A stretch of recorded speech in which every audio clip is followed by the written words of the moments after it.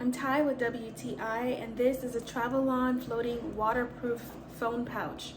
I'm telling you, this thing has come in handy so many times, whether I've been at an amusement park and I didn't want my phone to get wet, or one time I went to France and we swam in the Mediterranean Sea and I was able to get underwater photos. I highly recommend this thing. It has come in handy so many times.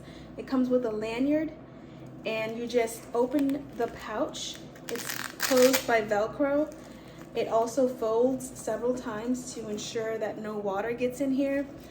And you open the pouch, you slide your phone in here, and I want to show you that it does float. So I have left my phone in the water.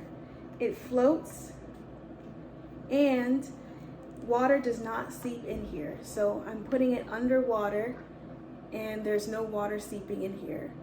So if you're looking for a waterproof case for your phone, this is a really, really good one. So I highly recommend it, and that's my point of view.